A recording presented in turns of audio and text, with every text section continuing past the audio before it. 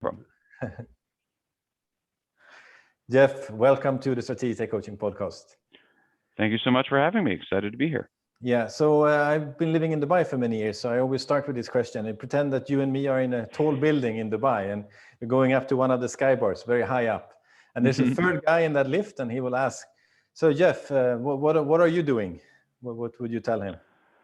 That's interesting. Well, we have a long time for this conversation because unlike most elevators in the Burj Khalifa, we could go up for like an hour. Exactly, it's a tall building.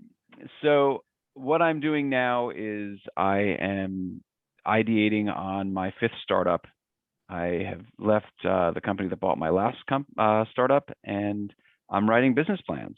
And so I am actually enjoying my time off, because when you dive into a startup, you're going 18 hours a day, 7 days a week.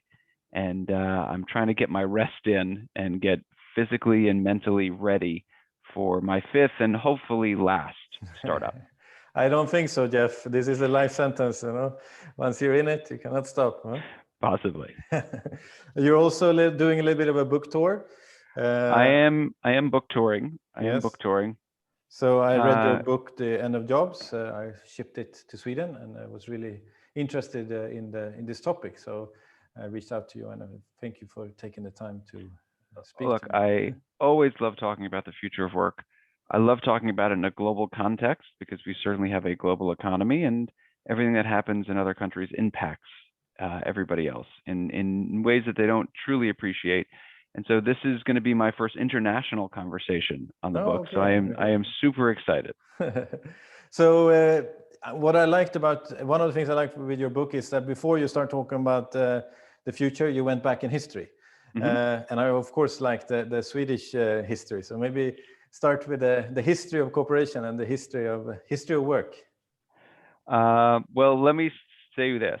You know, I wrote the book, Oscar, because I was getting very frustrated when I would go to conferences. You know, I founded this company called Work Market, and we're the leading piece of software for the on-demand economy. And everybody was going, oh, gig economy this and gig economy that.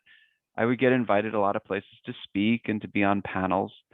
And, you know, in doing that, you obviously hear your fellow panelists and you hear the other speakers. And I would think to myself, what are these people saying? Like, they're just spouting off nonsense that has a almost 0% probability of becoming true. My favorite one was when everybody for a very long period of time would say, oh, 50% of the workforce is going to be gig in 10 years. And I would sit there and be like, there's a 0% chance that that's going to happen. 0%. And yet everyone kept saying it. And I found it very frustrating. And I started saying to people, look, if you want to make predictions about the future of work, you have to look at evidence, and you have to base your prediction on the history of work and how companies and workers and society have come together over various issues over hundreds of years. You need to look at the data trends and patterns and where the data stands today. And you have to think about how companies actually engage workers. And if you combine those into a lens, you have a reasonable, logical, and defensible case about how the future of work might unfold. And so to me, anybody that makes predictions about the future of work without studying the history of work, I think just has a very low probability in the predictions that they make. I'm not saying it can't be done, Oscar. I'm just saying that you have a higher probability of being correct if you study history, if you study data, and if you talk to the men and women that are actually making the decisions on the future of work at their companies. You have a higher probability of being correct. And so when we look at the history of work, we can go back to, I think one of the first company formations was a charter from the King of Sweden. It's the first time that a company was actually formed, I think back in the 1100s. Yeah, I think 1347 or something like this. You have read the book much more recently than I have. Yeah, exactly. Yeah.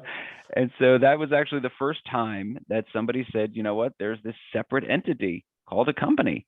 And it has and it was several miners that went together, correct? Yes. That there was a mining concern. Yeah. Yes.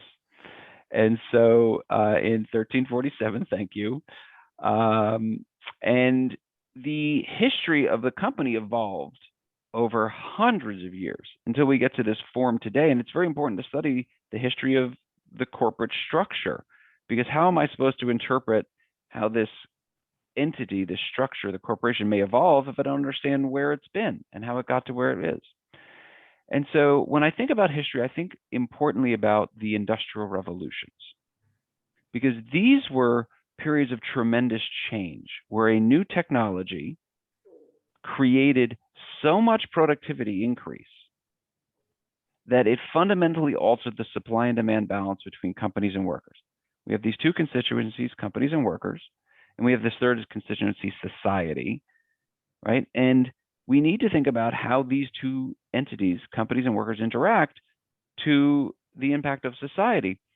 And when we look at how they interacted in these lenses of tremendous technological change, mechanization, electrification, and computerization, those are the three industrial revolutions, we learn lessons that are going to help us as we look at the fourth industrial revolution that we are in the midst of right now.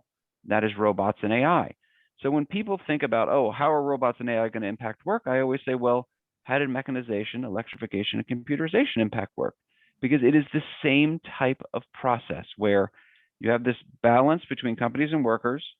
It gets altered. New technology comes in. Suddenly I need a lot fewer workers to produce a lot more goods. And then workers find their counterbalancing forces in regulation, the social safety net, and unions. And then you hit back to a balance of some sort, not parity. They're never equal forces in this, but things get out of parity and then you get back to parity. And that's what's happened 3 times. And I see no reason that this time is different. So studying how that's happened in the past, to me, is super important as we think about how robots and AI are going to impact the world of work today, tomorrow, and into the future. Yeah. I mean, I was reading your the parts of regulations and unions and these parts, and let's say it was not that fun to be a factory worker in the 19th century. It was not. It was not. So it was too much powers to the corporation, or too much power to the owners. Or... It's very true. Look, people may remember, and as you and I talked about pre-show, a lot of the research that I did, a lot of the anecdotes are very U.S. based, but I think they're informative to any industrialized country and any industrializing country. But in the U.S., if you ask any college student in the United States, what were the big labor disruptions, they'll always mention the Triangle Factory fire.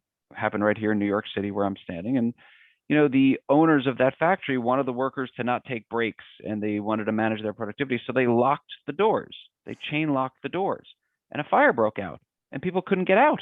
Hundreds of people died because the owners were able to do that and give them such poor working conditions because there was a huge supply and demand balance. You don't like it? You don't like working here with locked doors and a sweaty factory and with no ventilation? Fine, leave. I have 100 people that'll come and take your job. That creates bad situations for workers. And what's interesting when we think about work, there was a great article in The Economist on the future of work. It is, a publication I read every week, not to plug The Economist, but I will plug them every chance I get because I think they're an amazing publication. And their quote was, "We tend to romanticize about how work used to be. We tend to over-index the negative of how work is, and we tend to be very fearful of how work is going to become, even though every single generation has seen better and better working conditions." And so people today sit and romanticize the 1950s and 60s and say, oh, it wasn't work great then, and people worked for the same company for a lifetime, and companies took care of workers, and it's so different now. No, it isn't. That is not factually true. We romanticize how work was in the past. It was more akin of what you're saying, that working conditions were terrible. Workers suffered tremendously.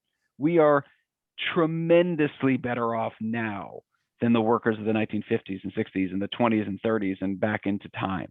Yeah. Tremendously better because of regulation, the social safety net, and unions, and so many other things that have driven progress. Yeah. And so I was comparing comparing what you were writing about US with Sweden, and we had similar stories. There was one time when the unions, and they were shot. They had to bring in the army and stuff. There were similar things. And in the 19th century, there was zero regulations in Sweden. People working 16 hours, 7 days a week.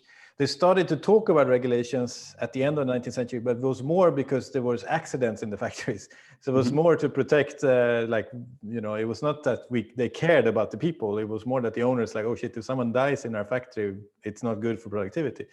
And then maybe 100 years ago, the regulations started to come in Sweden. You know, you may remember from the book, one of my favorite things is there's one of the first labor regulations. And, you know, normally at conferences, I'll say one of the first labor regulations involved the number 8. Does anybody know what it is? And people inevitably say, oh, 8 hours a day. I say, no, it's that no one younger than 8 could work more than 12 hours a day. That was one of the first labor regulations.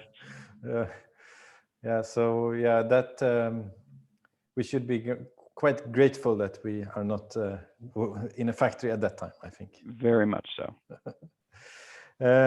If we, yeah, the computerization, you share this with the ATMs, which is also quite interesting stories. Maybe share that story as well. It is one of my favorite anecdotes. And I've been talking a little bit about truckers now. We can get into truckers in a second, but yeah, absolutely. The ATM.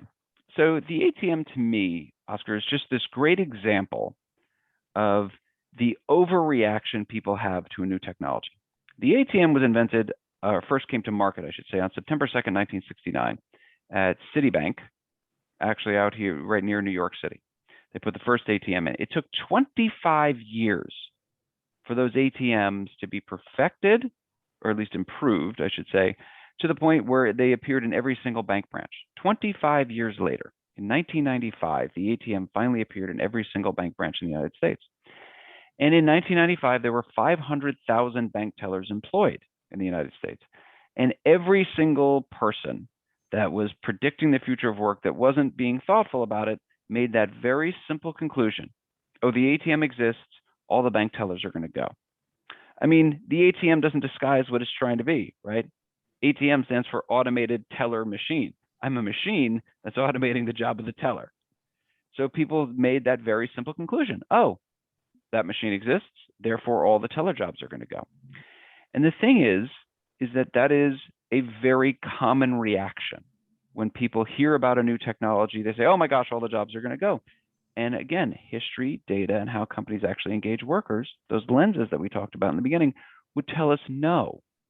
That very, very rarely happens. Here's what happens. Jobs are made up of their component tasks. If a job has 100% of its component tasks that are what labor market economists would say are repetitive, high volume tasks, then that job will, slight caveat on the customer service interactions, will over time get automated away. The job won't exist.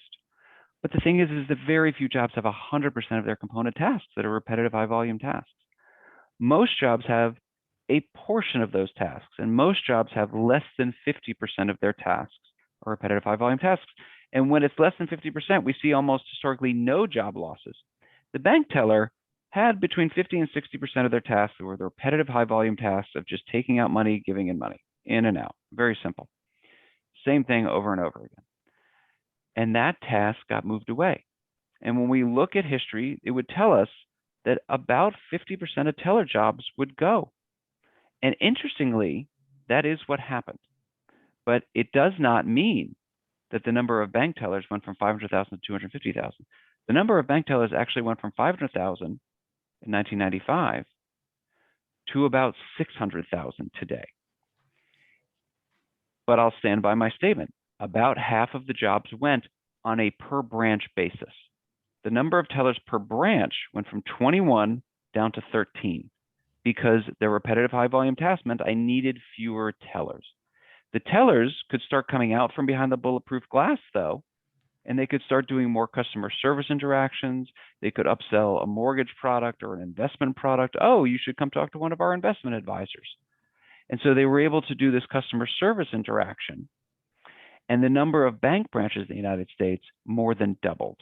And that is why, with economic growth and the increased competitive environment on the banking industry, we saw the number of bank teller jobs increase, which is to say that anybody that has that simple explanation, oh, this technology exists, therefore that job goes, it belays the mass complexity that goes into labor resource planning, because it doesn't just involve the functions of the bank teller that are repetitive high volume processes. It involves their other functions. It involves the customer service interactions. It involves the competitive environment. It involves the regulatory environment, and not just the labor regulatory environment. Because the reason the number of bank branches in the United States nearly doubled is because of some banking deregulation that happened on the federal level. And that allowed for greater competition amongst banks. So if you're going to predict what is happening to one of the nearly 1,000 different job categorizations we have in the world, you need to think about everything that impacts that job before you start making a prediction. And that's what I hope people will do when they read the book or listen to our podcast here. Yeah. No, it's interesting because also for the bank teller, it must be more fun to like actually talk to the clients and just instead of just, withdrawing, depositing money, So I assume the job must have been more fun as well. That is a very, very interesting question. I don't have the data on job teller satisfaction. I know the wage rates of bank tellers did slightly increase because they were performing slightly higher tasks, higher value-added tasks, but only slightly. There was not a tremendous increase, but I never saw any research on their job satisfaction. I will look into that because that is a very interesting point. So if we take something that is will be affected in the near future, in supermarkets now in Sweden, they have the self-checkout and the teller and the person sitting and doing the checkout.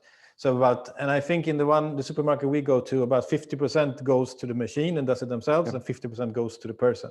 And those people will not be needed probably within a year, I assume, because now we have to do the scanning ourselves. But I mean, I've seen the Amazon self-checking, but maybe then they could move in to become a master of cheese or a nutritional expert, or same thing with the banks. So you bring up a very interesting point, which is the self-checkout kiosks.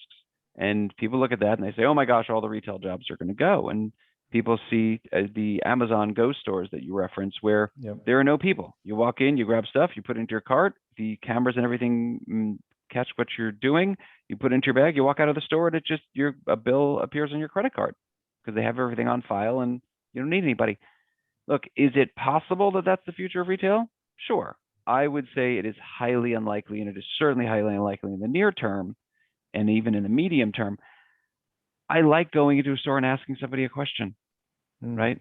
I could do all my shopping from this device right now. I don't need to go into a store at all, and yet I still do, right? I like the convenience of it. I like asking questions. I like having, the information, and I like that customer service interaction.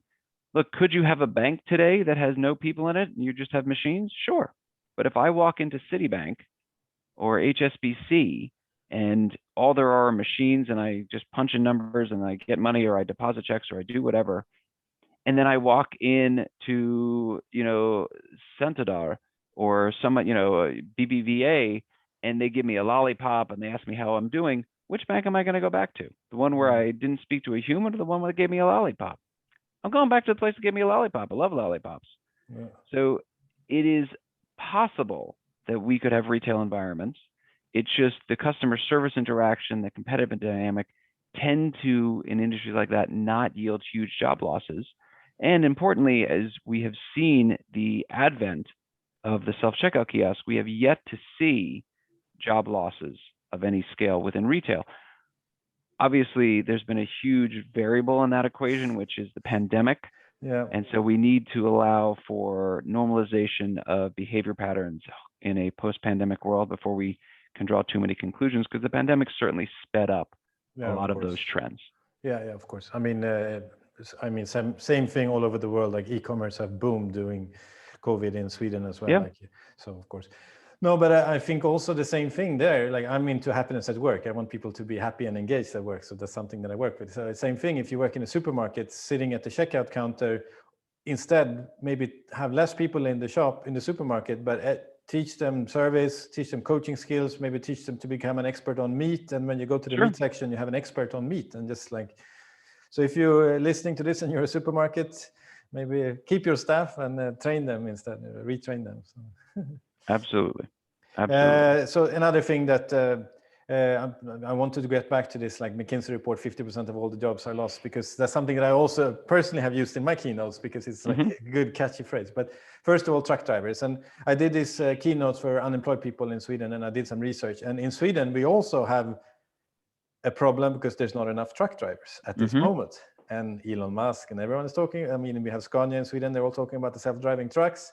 Right. So at this point in time, not enough truck drivers. So at what age would you recommend someone to be a truck driver? And at what age would you say, no, that's going to disappear? Like 25-year-old or 55-year-old? Or?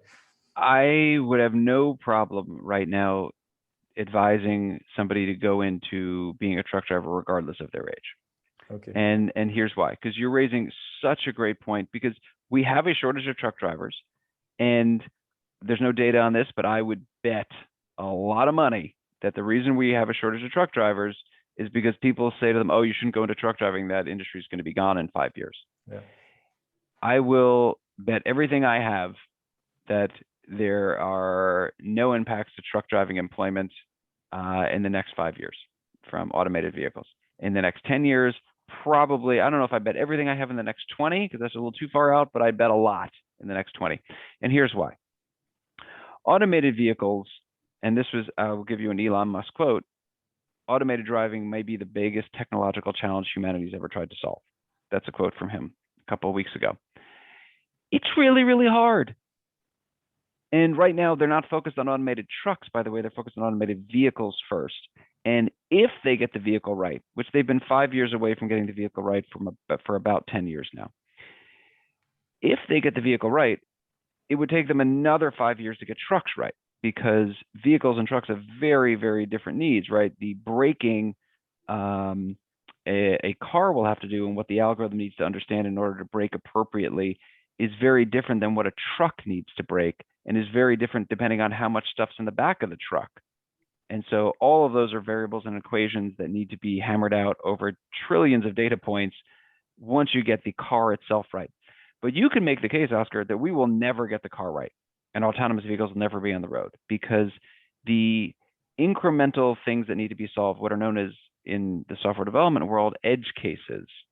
And when I'm building software in my startups, we always have edge cases, and we say, yeah, forget about them, let's just launch. You can't do that with an autonomous vehicle. You can't be like, oh, well, there's an edge case that a kid runs onto a highway, but let's not worry about that because that happens so infrequently. No. You have to have that right before the car hits the road. Yeah. So those edge cases are really, really, really hard. And once those case happens, the regulations, I mean, the media will be massive, no? Like 100%, right? Once a car hits somebody, and we've already had that happen here in the United States, one of the test driving cars hit somebody in Arizona and killed them. Was it a Tesla? And then all of a sudden, was it a Tesla car? Or? I believe it was a Tesla car. I'm not 100% sure of that, but I'm pretty sure it was a Tesla car. And there's a video here as well in Sweden. So these things spread all over the world. And there's so many people are dying from car accidents, but then one self-driving cars. Regardless of the fact that self-driving car is already so much safer than a human driver, they'll never let it on the road until it is almost entirely safe, which is such an impossible standard.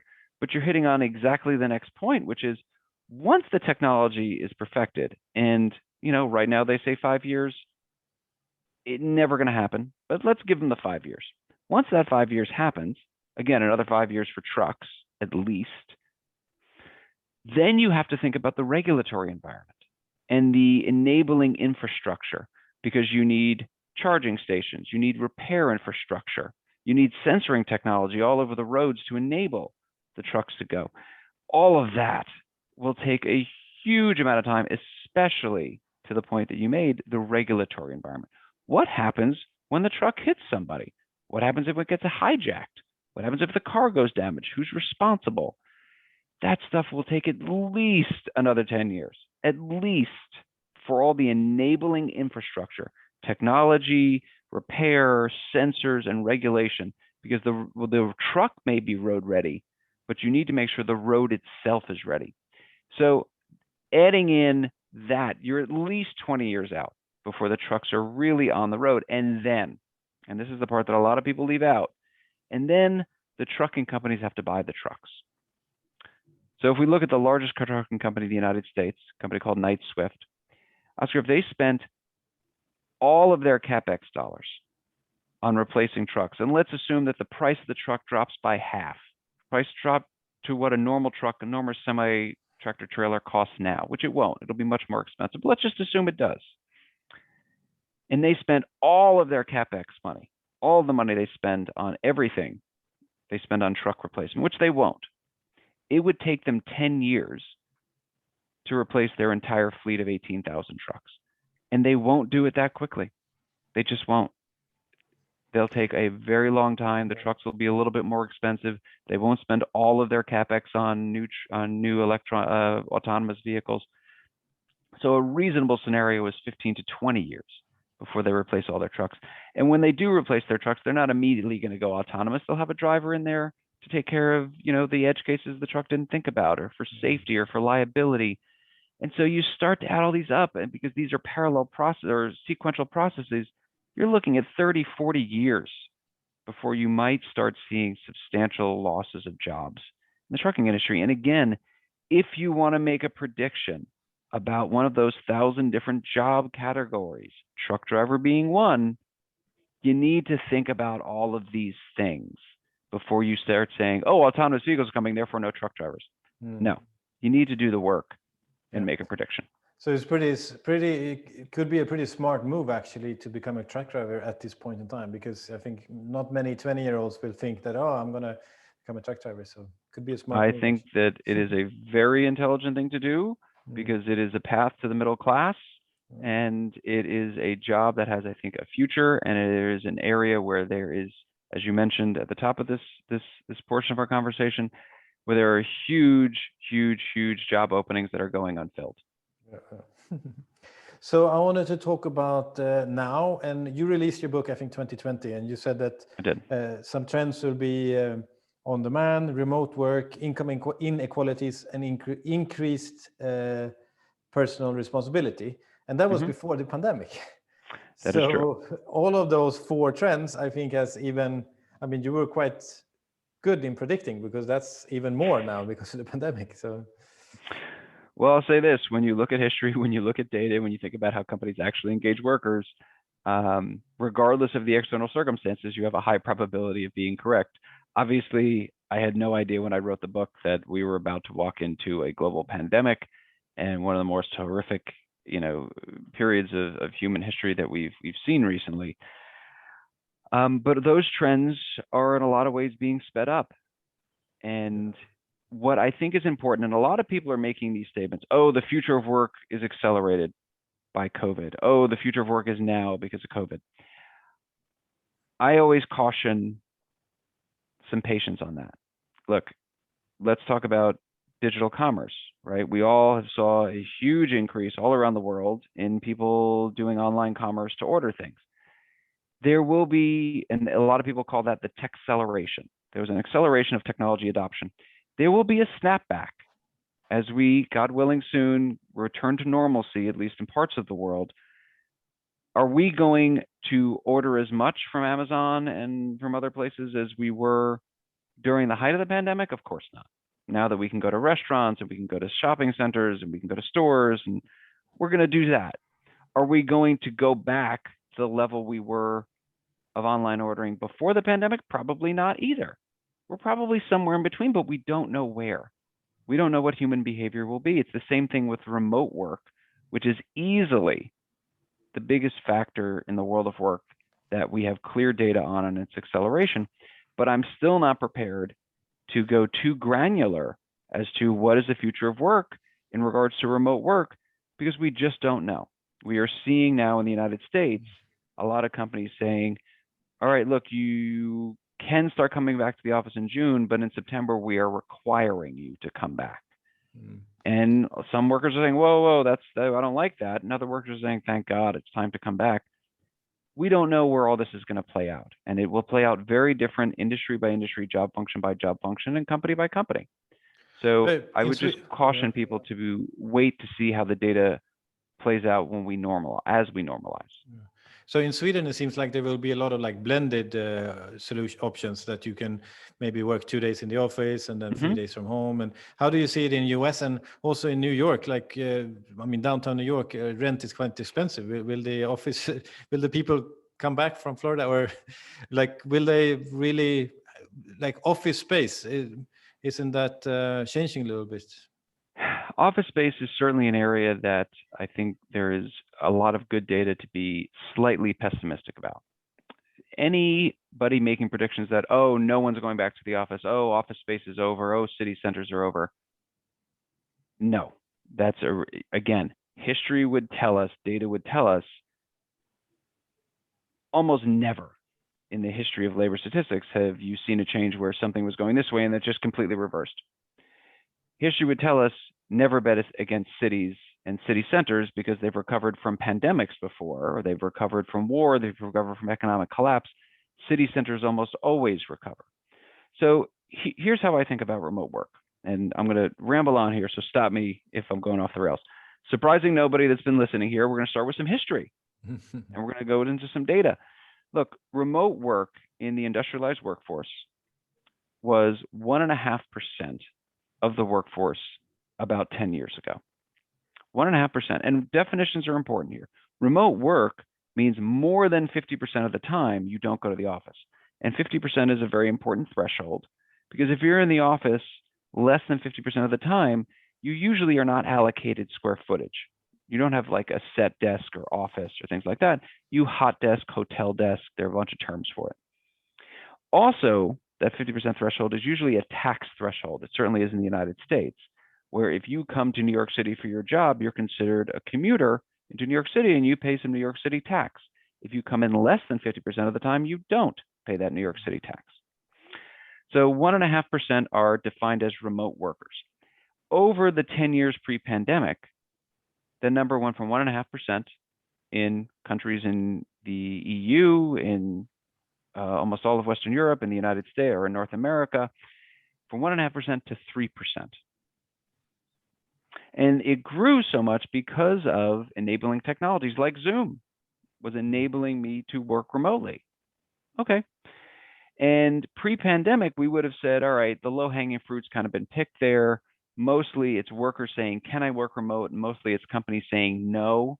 This is what we would call in the labor world a pull function, where the company was saying no, but the worker was trying to pull away to work remotely.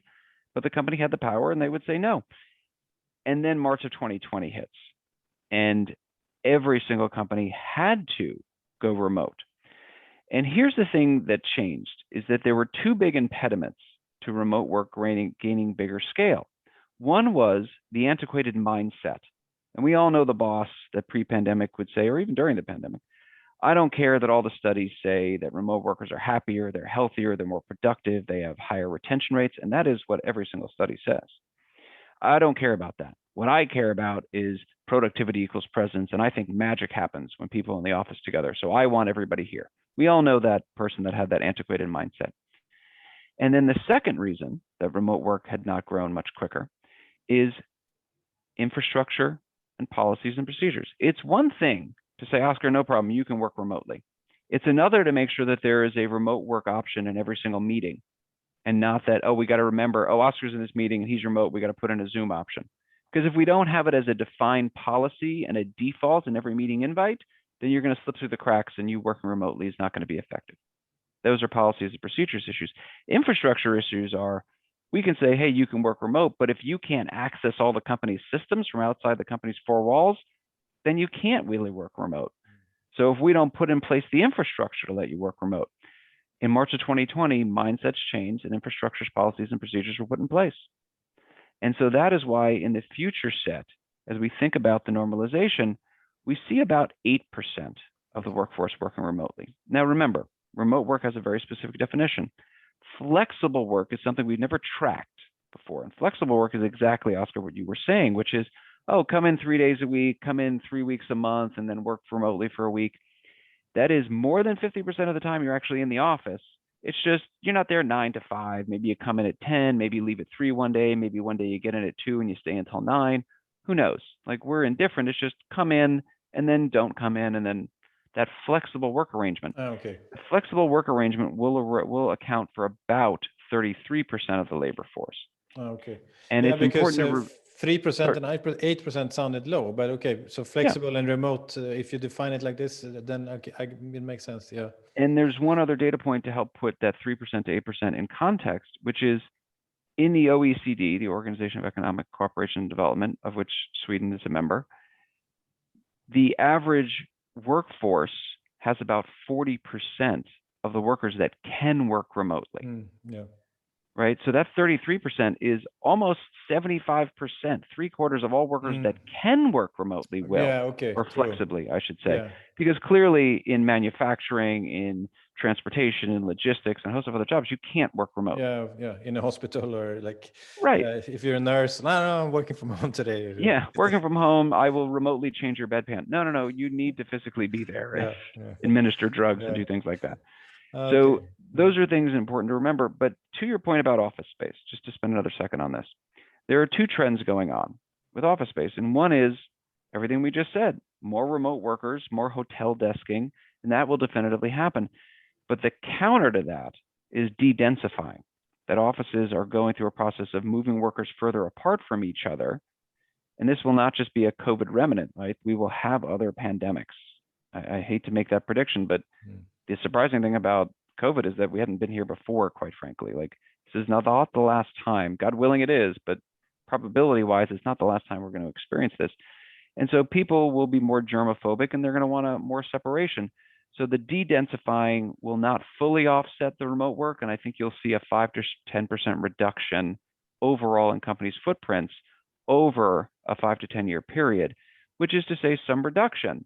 But people predicting, oh, no one's ever going to go to the office again, and no, not at all. Yeah, interesting. Yeah, makes sense, these numbers. So we're two things I wanted to discuss before we end this is the future, like this McKinsey reports and these headlines, 50% of all the works will be lost to AI. And these are quite good headlines for to scare people into reading the article, but you're a little bit skeptical to these numbers. So what do you think it's the future if you look 10, 20 years ahead? AI, robots, automation. I think the way you couched that was correct, which is I'm not skeptical about the reports. I love the team at McKinsey and the McKinsey Global Institute put together that report. The team at Oxford that put together a similar report that quoted 47%. I am skeptical on the headline and people's reaction to the headline, because the headline is what made its way around the world, right? In our social media soundbite-driven world, it's the headline that freaked everybody out. But the actual report would tell us those are the jobs susceptible to automation, but the vast majority of them will not be lost. Look, when you actually do the work and lay everything out, which McKinsey does and Oxford does, and I think the best report, by the way, and the people that are thinking about this the most intelligently is the World Economic Forum.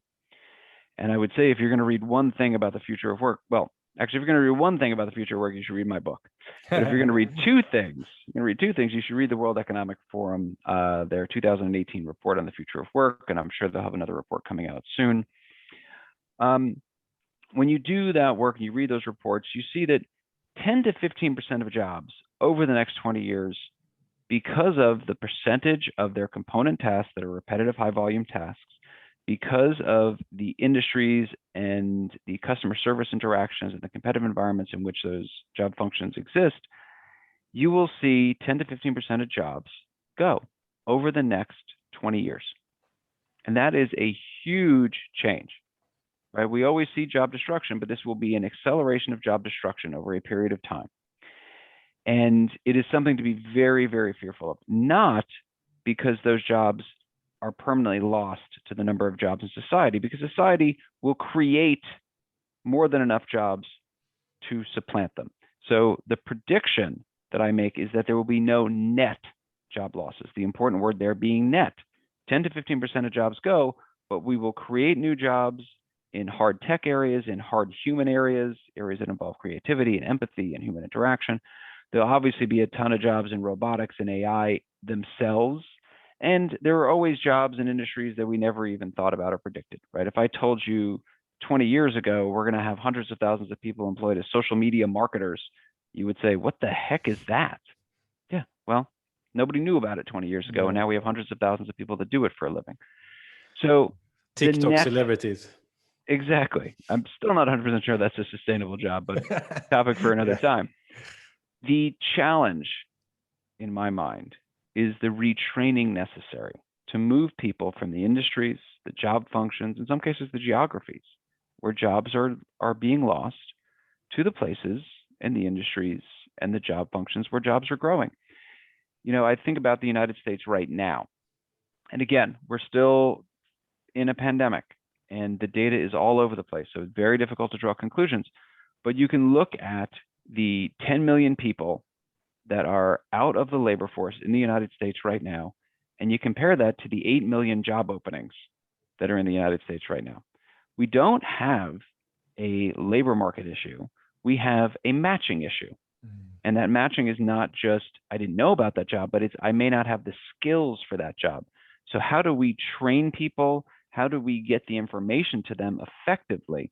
Because when we look at history, this is something that societies have done very, very poorly. And it is very clear what happens when you let those workers fall behind, when you don't support them. They become very disaffected, they get very nationalistic, very populistic, crime rates increase, and society, to its peril, does not address this issue. So that, to me, is the big fear of the fourth industrial revolution, not job loss, but the retraining and how effectively we help people move from jobs that are dying to jobs that are growing. Yeah. And I think that's a slightly more positive outlook than millions of people unemployed and getting money from the government for doing nothing. I think it's Very not true. maybe a positive outlook, but more positive than 50% being unemployed or not People 50%. want to work. Yeah, They do not want to be on the government dole, and it is clearly not sustainable to have that many people on the government on government welfare programs or social safety net programs. So on an individual level, what recommendations would you give to someone? What should they focus on with all these fast changes? Well, I will tell you, of the hundreds of people I interviewed for the book, this was the question I asked. Every single person got asked this question. And the answer was almost always the same. It was basically two things. One is you need to be a lifelong learner.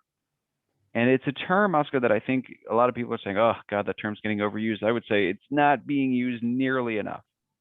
People need to understand that regardless of the job that you're in, you constantly need to be upgrading your skill set and you need to be learning the new stuff because skills are abating or no longer becoming monetizable at a much faster rate than they used to. So I don't care what job you're in. Like if you're a computer programmer, you spend a tremendous amount of your time every year upgrading on new coding frameworks and skills and languages. Like that's just what you do. Even though the unemployment rate for developers, coders, is near zero, you're constantly doing that. That has to apply to every single function. I don't care what job you're in, you have to constantly upgrade your skills and learn about the new technologies, whether they're direct or they're enabling technologies for your industry. The other thing is something that I've started calling go hard, which is to either, in your education or your career choice, to either go hard tech or hard human. The hard tech is easy enough to understand. The STEM jobs, science and technology, are growing tremendously. They're projected to grow tremendously over the next 20 years. There's very little that's going to stop the growth in those industries. I mean, again, unemployment rate for developers is zero. Yeah. The hard human, not a lot of people understand. When we look at the jobs that are projected to grow, when we look at the jobs that are very safe from automation potentially taking those jobs, they're jobs involving things that robots in the next 20, 30 years have almost a 0% probability of being able to do. And those are things around creativity and design and empathy and human interaction. People look at robots and they see the videos. And if, by the way, if you have not, as a listener, if you have not gone onto YouTube and seen the Boston Robotics videos of robots doing backflips and jumping around, go check it out. It's amazing. People look at that, they go, oh my God, everyone's going to have a robot in their home. No. Oh my God, robots are going to be handling customer service. No, they will not. I've been to those factories. Those robots cost tens of millions of dollars each. And you literally can knock them over with a stick and they fall down, they can't get back up. Like, we are so far from robots being able to do what people envision robots doing or what they see in movies robots doing. We are decades away from that, from having Rosie Jetson, to use a popular cartoon robot in your home. None of that's happening anytime soon. So those hard human jobs are also incredibly safe and also predicted to grow. Okay, so hard tech or hard people? Yeah. Excellent. So that brings me to one of the last questions. You say there's two scenarios, the Skynet scenario or the Rosie Jetson scenario. And Skynet, I mean, the Terminator movies we've seen, Rosie Jetson I was not familiar with. So what are the two scenarios and which one do you think will be the reality? So I think, as always, the reality is somewhere in the middle. The Skynet scenario is that scenario of, oh my God, the robots are taking over. And I hope we've given enough anecdotes, and certainly I hope in the book we addressed enough that that is massively unlikely. And the Rosie Jetson scenario is the builds on, well, Rosie Jetson, just for those that don't know, there was a cartoon called The Jetsons, and it was this futuristic family, and they had this robot maid named Rosie who basically did everything in the house. And the humans literally had to do nothing. Rosie made all the dinner, she cleaned up everything, she did all the laundry, she handled every mundane task. Because when you look at the coming wave of the fourth industrial revolution, there are those that say, well, look, every other industrial revolution left us with more jobs, people working fewer hours, and higher standards of living. And that is true. Oscar, there are three almost uninterrupted trends over the last 200 years since we've really had this notion of a job, because the word job is only about 200 years old. And that is, we have created ever more jobs almost every single year. Almost every single year, more jobs have been created on the planet. We have people working fewer hours almost every single year, and they're using those fewer hours to get a higher standard of living almost every single year. And so people say, oh, well, robots are going to be like Rosie Jetson, and they're going to do all of our mundane tasks. And we as humans can focus on working just a few hours in order to get a massively wonderful lifestyle and standard of living. And we'll be able to focus on art and leisure and science and family and all kinds of wonderful things. And I think that that is a future for humankind, but that future is many, many, many decades out.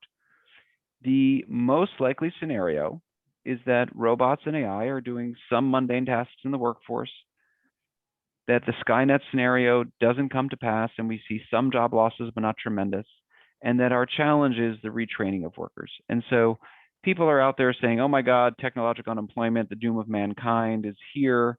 And I would say, yeah, we've heard that every single time in every industrial revolution, and it's never true. And then some people are saying, oh my gosh, this is going to be so wonderful, and the cost of production is going to drop so low because robots will do everything for us, and it's going to be wonderful. And I'll say, yeah, eventually. But what we need to focus on is the reality, which is we're going to lose a bunch of jobs. We're going to have a difficult transition period if we don't retrain workers, but we're going to end up in a better place. I really hope for the second scenario. I would love to have a robot that does all my laundry and all my cooking and everything, and I can focus on my creative stuff, creating things. And we all want that. It'll come. It's just not coming anytime soon. Exactly. No, and these things with the numbers of hours we work.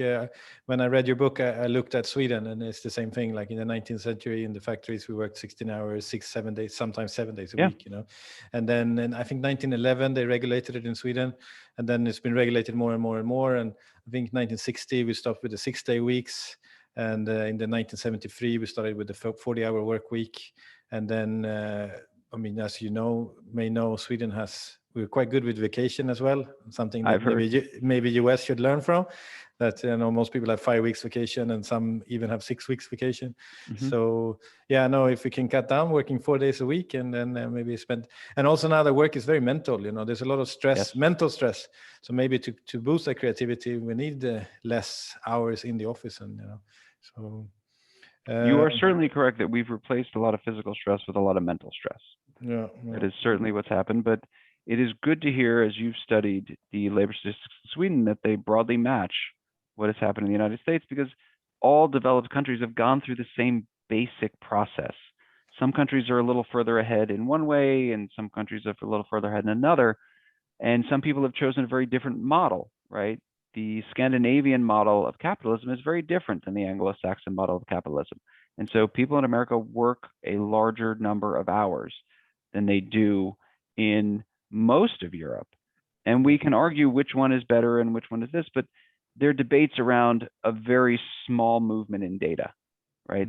We used to work 3,000 hours a year, and then we got down to 2,000 hours, which was everyone's considered standard. But actually in the United States, it's about 1,750 hours. And in Europe, it's somewhere around 1,500 hours. All right, so now we're having a difference around, 10%, 12%, not the difference of 100% movement if we were to go back to the 3,000 hours. So there are differences in our different models of capitalism, but not vast differences. Yeah.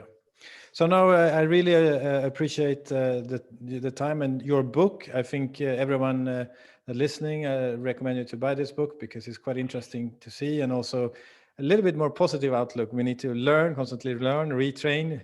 You're not going to be replaced by a robot or AI if you retrain and reskill yourself. And Jeff, you're available for speaking at conferences as well about these topics. Would you come to Europe in the pandemic? Now you're vaccinated, so. I will. I am happy to jump on a plane. I actually was on the phone for 4 hours last night making my first international plane trip because the circuit boards are overloaded, and it's very difficult to get through to airlines right now to book those trips. But I'm very excited that I will be on a plane again soon, and always happy to go anywhere and everywhere. So yeah, we have a few more minutes, and I just wanted to ask one question. Basically, you've done 4 startups. You're working on your 5th one. And you've taken those from idea to reality and sold all of those 4, or?